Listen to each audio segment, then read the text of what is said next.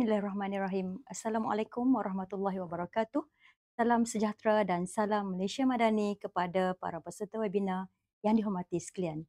Alhamdulillah, bersyukur kita kehadrat Allah Subhanahu Wa Taala kerana dengan keizinannya dapat kita bersama-sama dalam sesi webinar Bicara Intelek Anjuran Jawatankuasa Program Sokongan Pensarjanaan Prospen IPG Kampus Pulau Pinang. Salam webinar Bicara Intelek dan terima kasih saya ucapkan kepada Yang Berusaha Doktor, tuan-tuan dan puan-puan, para pendidik, para peserta webinar yang sudi meluangkan masa bersama-sama pada hari ini. Sesungguhnya penyertaan Yang Berusaha Doktor, tuan-tuan dan puan-puan, para penonton semua sangat kami hargai dan sangat bermakna kepada kami. Jadi bagi memulakan sesi webinar Bicara Intelek pada hari ini, saya Dr. Aziah binti Ahmad Syahtar merupakan pensyarah akademik Jabatan Ilmu Pendidikan selaku moderator webinar Bicara Intelek Goal Oriented Target pada kali ini. Bicara Intelek dengan tajuk Goal Oriented Target merupakan salah satu komitmen Jawatankuasa Prospen IPG Kampus Pulau Pinang dalam usaha menyambut baik saranan IPG KPM bagi menggalakkan para pensyarah, guru untuk menyambung pengajian di peringkat sarjana dan juga PhD. Jadi penganjuran webinar ini juga bertindak sebagai platform kepada para guru dan para pensyarah yang sedang ataupun berminat untuk menyambung pengajian ke peringkat sarjana ataupun PhD bagi memperkasakan pengetahuan, kemahiran dan juga kompetensi dalam penyelidikan selari dengan hasrat KPM dalam melahirkan lebih ramai pemegang ijazah Dr. Falsafah dan juga sarjana khasnya dalam Kementerian Pendidikan Malaysia. Tuan-tuan peserta webinar yang saya muliakan, hasrat Prospen IPG KPP sendiri terhadap webinar Bicara Intelek yang dianjurkan adalah untuk berkongsi pengalaman dalam menyempurnakan pengajian di peringkat pasca siswaza. Ini berdasarkan tempoh yang ditetapkan. Besarlah sangat harapan kami agar sesi perkongsian ini dapat memberi informasi kepada para guru dan juga dapat memberi inspirasi dalam meningkatkan keyakinan dan motivasi para guru dalam masa yang sama dapat merealisasikan pembelajaran sepanjang hayat, tuntutan memperoleh ilmu dan juga meneroka pelbagai cabang ilmu yang sangat luas. Jadi panel kita pada hari ini diharapkan bersama-sama dengan kita hari ini dapat membuka minda tentang peri pentingnya kerangka penyelidikan, milestone perancangan pendidikan, persediaan JOT dan juga isu-isu serta cabaran. Mungkin ada cadangan daripada panel untuk menanganinya atau mengendalikannya dengan cara yang bijaksana. Dan justru atas kesedaran itu kami membawa perkongsian ilmu yang sangat komprehensif ini dengan tajuk Goal Oriented Target.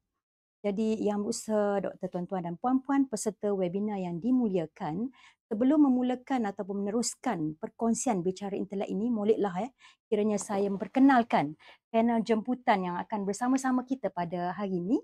Beliau yang saya maksudkan ialah Dr. Ampalakan Anak Lelaki Wadiapan. Apa khabar Doktor? Oh, baik. Selamat pagi dan juga terima kasih kerana sudi meluangkan masa berkongsi ilmu dengan kita pada pagi ini. Lebih mesra dengan panggilan Dr. Ampa. Beliau merupakan seorang pensyarah di Jabatan Pembangunan, Penyelidikan dan Inovasi IPG Kampus Pulau Pinang dan seorang sangat berpengalaman lah dalam bidang pendidikan dan telah berkhidmat hampir 18 tahun di mana beliau memulakan kerjanya sebagai pendidik pada tahun 2006. Beliau juga mempunyai ataupun memiliki ijazah sarjana muda pengurusan awam dengan kepujian dari Universiti Utara Malaysia dan memegang ijazah peringkat sarjana dan PhD dalam bidang pengurusan kepimpinan pendidikan dari Universiti Sains Malaysia. Dr. Ampa sangat bergiat aktif dalam penyelidikan pendidikan dan khususnya pada pendidikan sekolah rendah.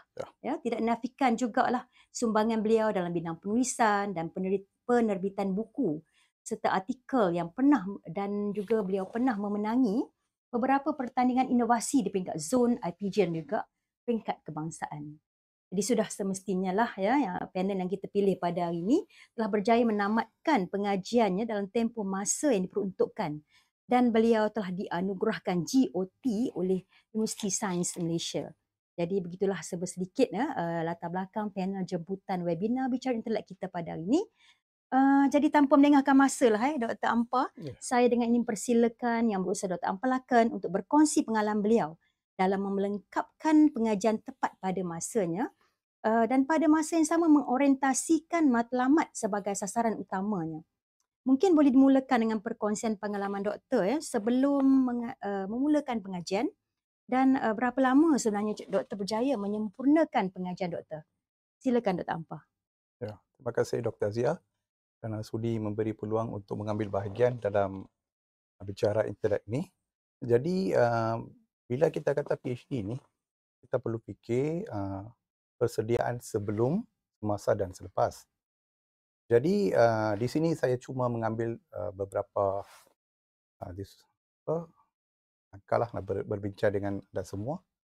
Jadi yang pertama ni kita perlu kenal pasti bidang kita sendiri. Jadi sebelum memulakan PhD ni kita perlu faham apakah kepakaran kita tu. Jangan kita terus bermula PhD, Ya, saya suka ya dan saya betul. bermula. Ya Tak betul. macam tu. Kita perlu kenal pasti bidang kita, sama ada minat, mahir atau tidak mahir. Ya betul. So jadi persediaan sebelum memulakan PhD ni agak banyak juga. Contohnya, kita perlu pastikan pensyarah mana yang kita nak berguru. Kena pasti dahulu. Ya, ya. Ya. So pensyarah kita tu sama ada dia lebih pakar ke arah kuali, kuanti, mixed method atau kedua-duanya. Ya betul. Yang tu satu. Berikutnya, berapa orang ataupun berapa pelajar peringkat sarjana atau PhD telah graduate di bawah dia. Satu graduate dan satu lagi kita perlu pastikan berapa orang dapat GOT. Sebab matlamat kita adalah GOT. Baik. So seterusnya kita perlu melihat penulisan beliau tu. Penulisan beliau tu berfokus ke arah apa? Dan cara penulisan dia tu. Sebab kita nak cari pensyarah yang boleh membantu kita untuk menamatkan GOT. Berikutnya peringkat penglibatan beliau dalam bidang kita tu. Adakah bidang kita dengan bidang beliau tu sama? Ataupun adakah beliau ni mampu memandu kita dalam bidang kita tu sendiri? Kalau kepakaran beliau tu ke arah lain dan kita pula ke arah lain, adalah agak sukar untuk kita dapat menamatkan pengajaran dalam masa yang ditetapkan ataupun sebelum masa kita dah tamat.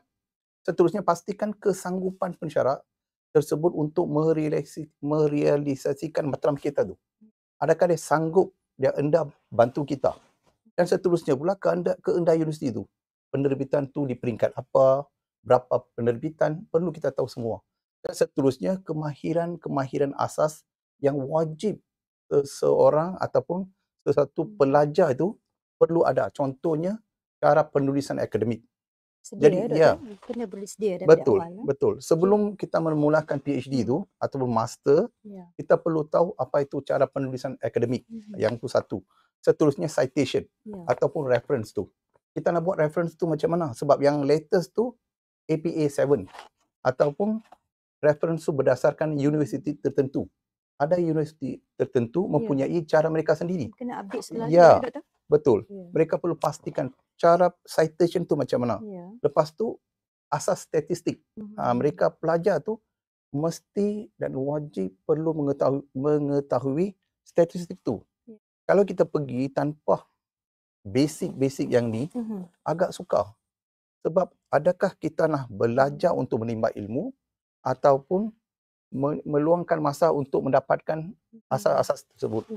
Dan seterusnya pula, teori, model, soal sendiri yang berkaitan dengan bidang kajian kita perlu tahu.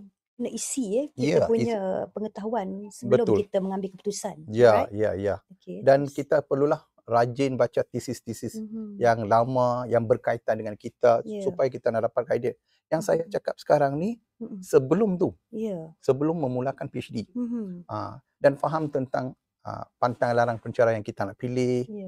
Tanya senior, rajin-rajinlah kita tanya senior apa yang pensyarah yang kita nak pilih tu suka, tak suka. Lepas tu, jangan sesekali argue dengan pensyarah, cabah dengan pensyarah, seboleh-bolehnya kita ikut cara mereka. Sebab mereka ni guru kita ni. Mereka ada kuasa untuk menentukan sama ada dapat kita belajar, dapat kita bergraduate on the time atau tidak. Jadi jangan sesekali argue cabar dan sebagainya. Seboleh-bolehnya kita membina hubungan dengan mereka yang cukup baik secara ikhlas dan rajin berusaha. Dan seterusnya, be very clear and specific that kita nak GOT. Yeah. Maknanya kita perlu menunjukkan kepada mereka kita ni memang nak GOT. Bukan kita pandai sembang sahaja. Yeah. Kita perlu tunjuk that we really nak. Lepas tu dapatkan beberapa variable yang boleh kaitkan dengan tajuk kajian kita tu.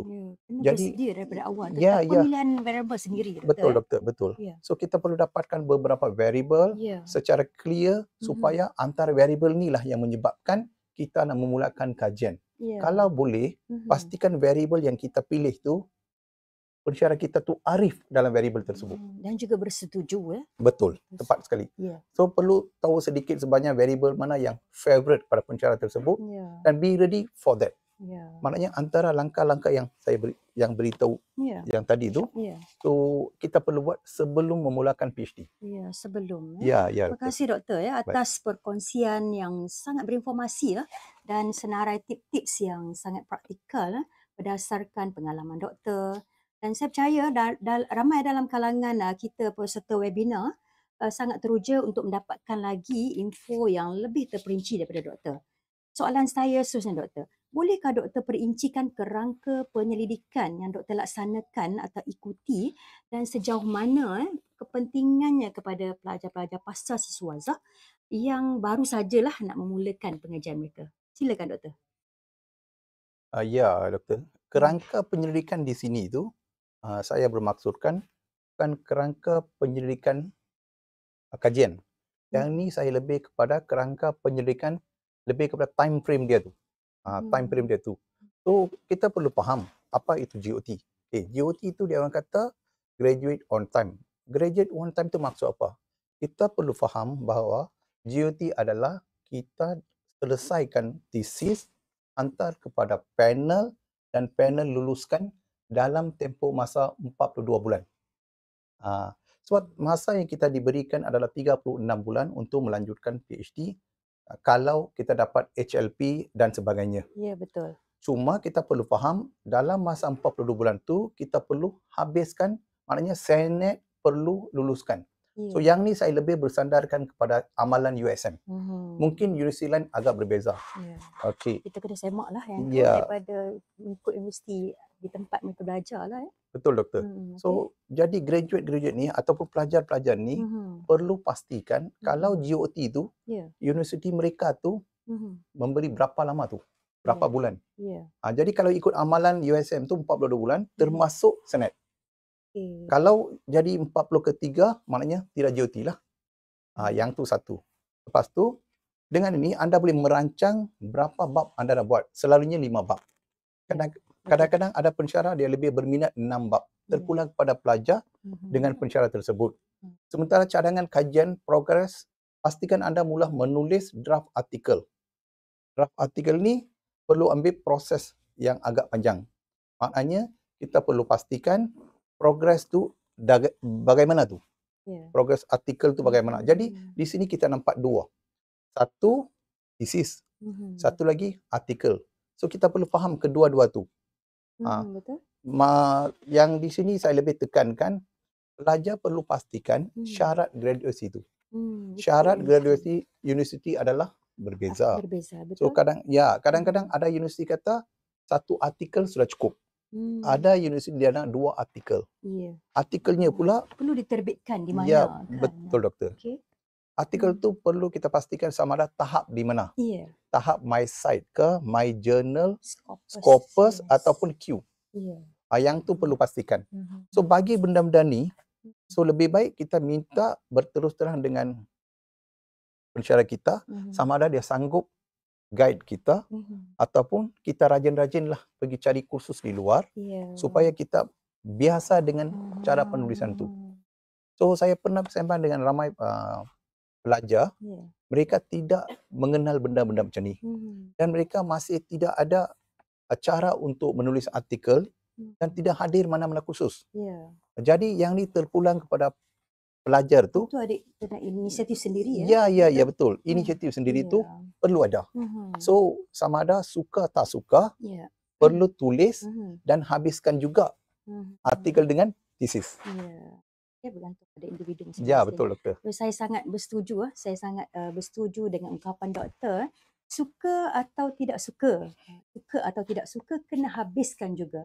Apabila berkatakan tentang perancangan, kerangka kerja dalam menyambung pengajian, sudah tentu sebagai seorang pelajar pasca siswazah yang sistematik dan praktikal, perlu menyediakan milestone ataupun tempoh masa perancangan penyelidikan agar pengajian yang lebih sistematik, tersusun dan juga efektif.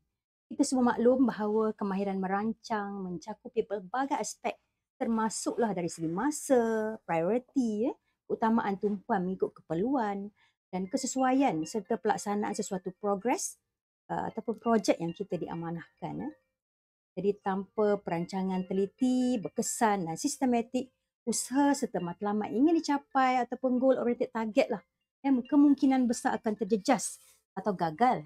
Doktor? Ya, ya. Berjalan lancar sebenarnya orang kata sekaligus merugikanlah pelajar itu sendiri. Jadi nak tahu penyelidikan ataupun perancangan penyelidikan doktor, jadi kita ajukanlah soalan ni kepada individu yang tepat. Silakan doktor. Ya, bila kita kata milestone, bila kita kata milestone tu lebih kepada jangka masa tu. Jangka masa nak execute tu terpulang kepada situasi masing-masing. Jadi, namun saya cuba bagi sedikit panduan. Kalau mampu selesaikan bab 1, 2 dan 3 dalam masa 1 tahun. Ya. Dalam masa 1 tahun. Sebab dalam bab 1, 2, 3 tu yang sangat mencabarkan adalah bab 1 Betul. kerana masalah kajian. Ya. So kalau kita dapat selesaikan benda-benda ni dalam masa 1 tahun, jadi atau lebih sedikit, lebih kurang 14 bulan tu, bab-bab berikut adalah senang. Sebab saya cadangkan 5 bab. Saya anggap contoh lah kan. Ya. Kalau 5 bab tu, kalau bab 1, bab 2, bab 3, sebab yang ni lebih kepada cadangan kajian. Ya. Kalau seseorang pelajar tu, pelajar pasca siswada, mampu cover bab 1, bab 2, bab 3 dalam jangka masa 1 tahun, jadi saya rasa tak ada masalah. Sebab selalunya bab 4 mengambil masa agak lama, sebab yang ni lebih melibatkan statistik. Ya, Yang ni lebih kepada konsep kuantitatif. Okey. Data doktor Ya, ya. betul. Sebab dalam bab 4 tu kita perlu dapatkan kebenaran KPM, Yes. kebenaran JPN, sekolah, Ya. dan kita perlu hantar kepada pelajar ataupun sampel responden kita tu. Kita melibatkan pihak luar. Yes. So bila kita melibatkan pihak luar, mungkin Ya. dia mengambil masa agak lama. Ya, betul. Sebab bab 1, bab 2, bab 3 lebih kepada kontrol kita tu. Kita dapat kawal tu.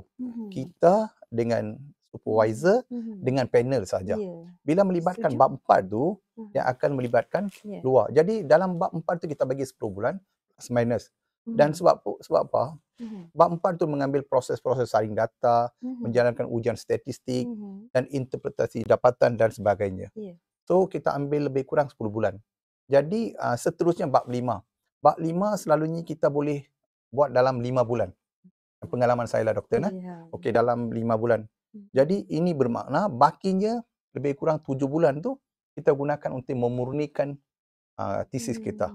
Saya ulang lagi sekali nah. Ya. Kalau bab 1 hingga bab 3 kita ambil jangka masa lebih kurang 12 hingga 14 bulan. Maknanya 1 tahun ataupun plus minus another 4 months. 4 bulan Okey.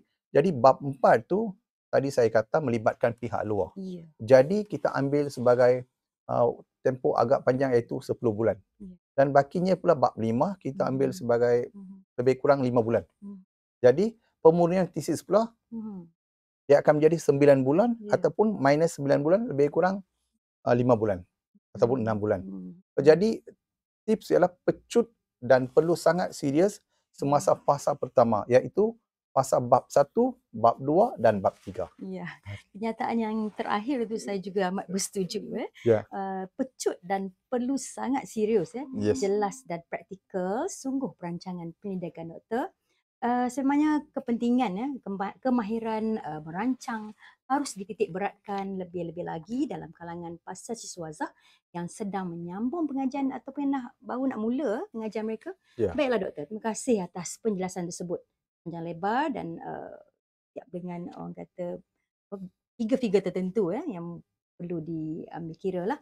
Jadi saya percaya para peserta webinar sangat berpuas hati dengan huraian yang sangat jelas berkaitan dengan perancangan penyelidikan yang berkesan serta berkualiti, bukan sahaja untuk dicakna, malah untuk dipraktikkanlah Ya. bagi mendapatkan outcome pengajian yang optimum.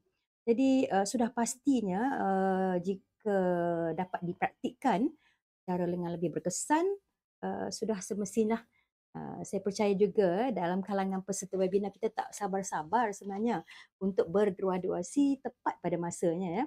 Jadi untuk lebih memahami tentang GOT ataupun mungkin istilah itu adalah apa, graduate on time ataupun goal oriented target ni, Ya. pastinya lebih menarik jika doktor dapat jelaskan apakah persediaan mental, fizikal dan mungkin juga ada faktor emosi dalam mencapai impian setiap pelajar. Mereka yang ingin menggenggam skru tu tepat pada masanya lah doktor. Silakan Dr. Ampar. Okey, terima kasih doktor. Hmm. Dari segi fizikal, saya mula dengan fizikal. Mm-mm. Okey, ataupun mental, fizikal, mental, okey. Emosi. Emosi, ya. Ya. Baik, mental tu, dari segi mental tu kita perlu faham perjalanan PhD setiap orang tu tak sama. Ya betul. Yang tu, Sudah semestinya. ya. Hmm. Jadi mungkin ada antara kita ni dapat menghabiskan fasa pertama cepat. Ya betul. Dan fasa dua pula mungkin mereka agak suka. Dan begitu juga sebaliknya. Ya. Jadi kita perlu dari segi mental perlu bersedia. PhD ni bukan satu pertandingan. Cuma kita target untuk habis dalam masa 42 bulan untuk mendapatkan GOT. Itu saja. So jadi kita jangan berlumba-lumba dengan kawan kita dan sebagainya. Perbandingan. Ya, perbandingan. Isu perbandingan. Ya, tak perlu. Cuma kita rancang dan kita buat. Itu saja. Yang tu dari segi mental kita perlu faham tu. Perjalanan setiap orang adalah tidak sama. Mindsetting kita. Yes, yang tu perlu faham betul-betul. Lepas berikutnya pula dari segi, namun demikian, jangan give up. Katakan kawan kita ni dah boleh pergi dengan cepat. Kita ni slow, jangan give up. Sebab mungkin yang berikut tu kita boleh pecut. Tak sama doktor ya. Ya. Perjalanan. Yes. Dari segi fizikal pula, sekiranya kita ada sebarang isu masalah, bincang secara terbuka kepada ahli keluarga kita. Selalunya bagi yang dah sudah berkahwin, boleh berbincang dengan pasangan mereka tu. Kalau yang belum berkahwin, boleh bincang dengan ibu bapa mereka ataupun rakan-rakan yang mereka rasa boleh menasihati mereka, membantu mereka tu. Yang tu cukup penting lah. Lepas tu, jangan lupa berdoa. Berdoalah banyak-banyak supaya kita merancang dan pelaksana adalah yang Maha Berkuasa. Jadi pandai-pandailah dan rajin-rajinlah kita berdoa supaya tidak ada sebarang halangan semasa kita membuat PhD. Dari segi fizikal, jangan banding dengan orang dan jaga pemakanan. Kita perlu tidur. Jangan melibatkan diri dalam aktiviti-aktiviti yang mencabarkan. Yang tu pula kita boleh masih boleh masuk dalam fizikal tu. Mungkin pada masa tempoh ni kita melibatkan aktiviti yang berisiko lah pada diri kita. Ya, jangan melibatkan aktiviti-aktiviti yang berisiko.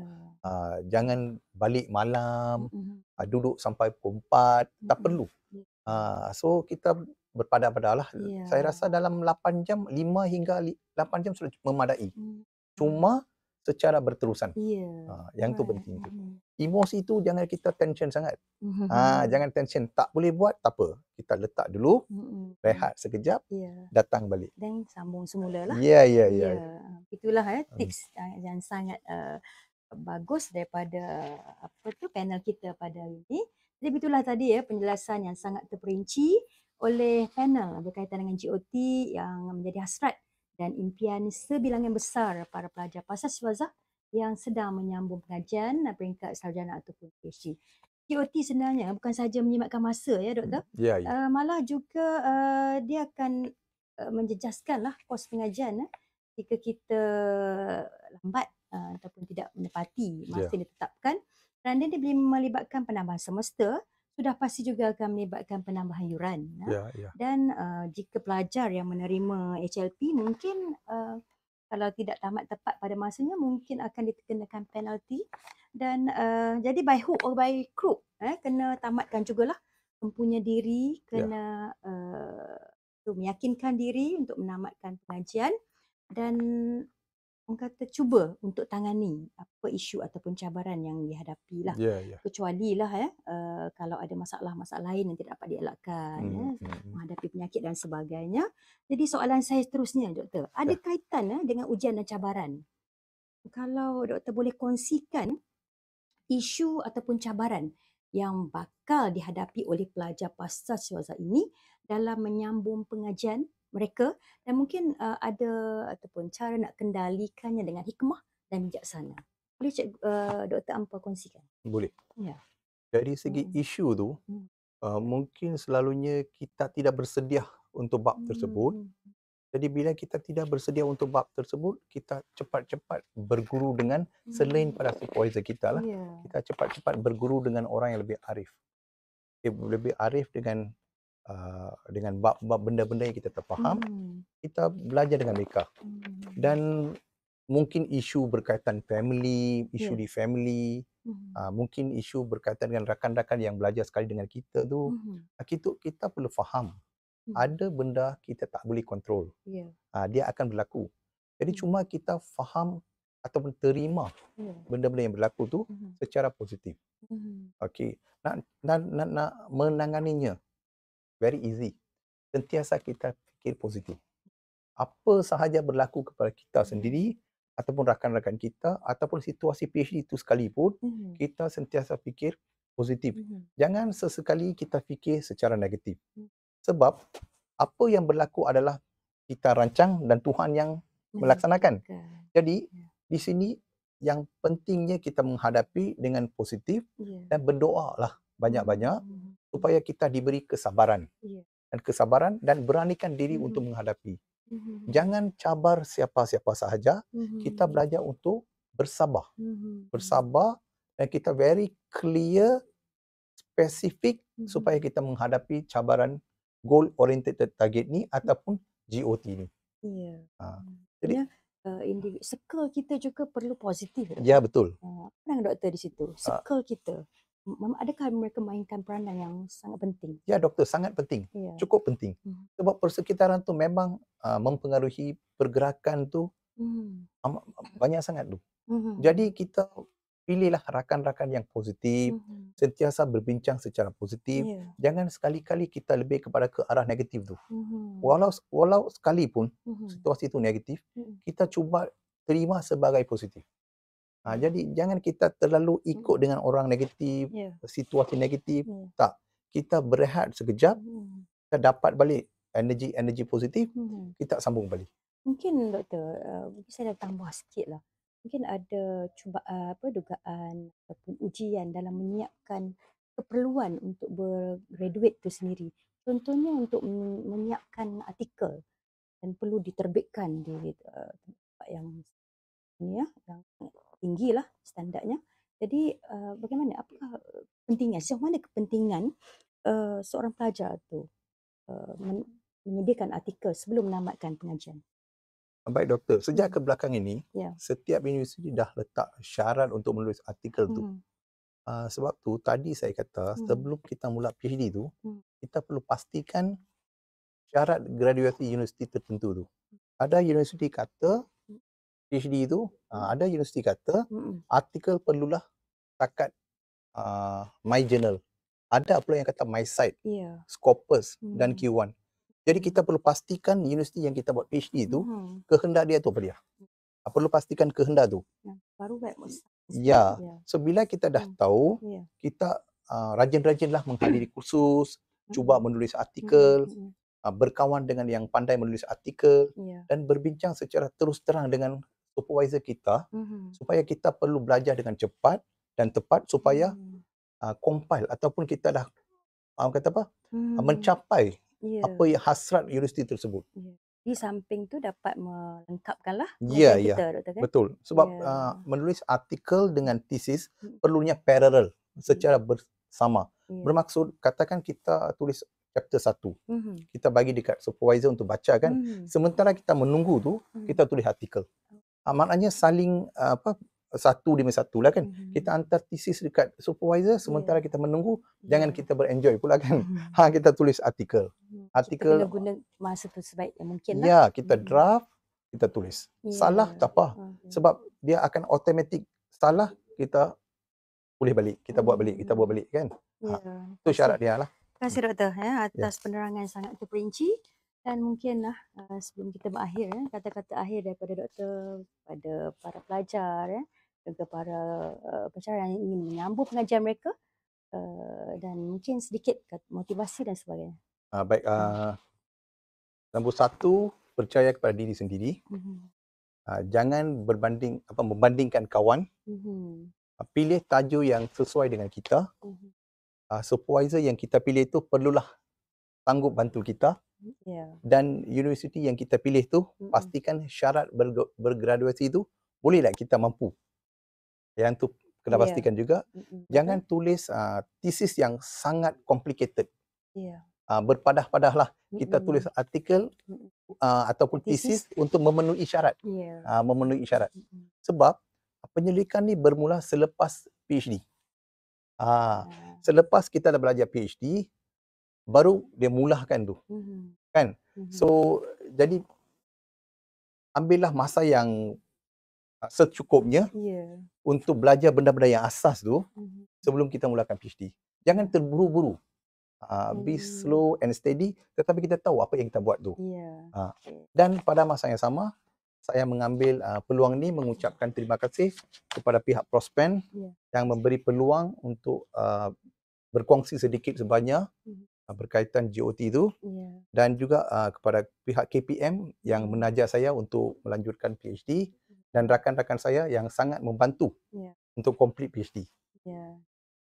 Atas penghargaan kepada semua pihak yang terlibat.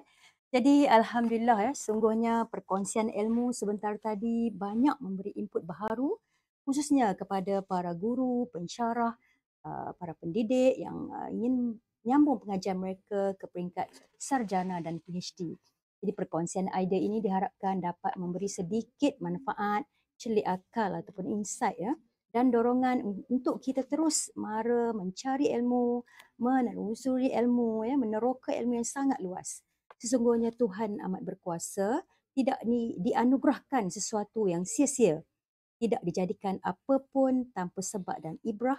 Kita hanya merancang dengan kata-kata dan pena, tetapi Tuhan merancang dengan kasih sayangnya. Tawakallah kepadanya setelah berazam dan berusaha. Jadi dengan kata-kata itu berakhirlah sesi webinar Bicara Intelek pada kali ini. Ribuan terima kasih diucapkan kepada panel jemputan kita pada hari ini. Terima kasih Doktor. Dr. Ampalakan, pensyarah JPPI yang banyak memberi input pada kita dalam memperincikan topik kita pada kali ini. Ribuan terima kasih juga diucapkan kepada semua penonton webinar yang bersama-sama mengikuti webinar ini daripada awal hingga akhir. Dan saya juga mohon maaflah jika terdapat sebarang kekurangan sepanjang saya mengendalikan sesi ini. Saya sudahi dengan wabillahi taufiq wal hidayah. Assalamualaikum warahmatullahi wabarakatuh.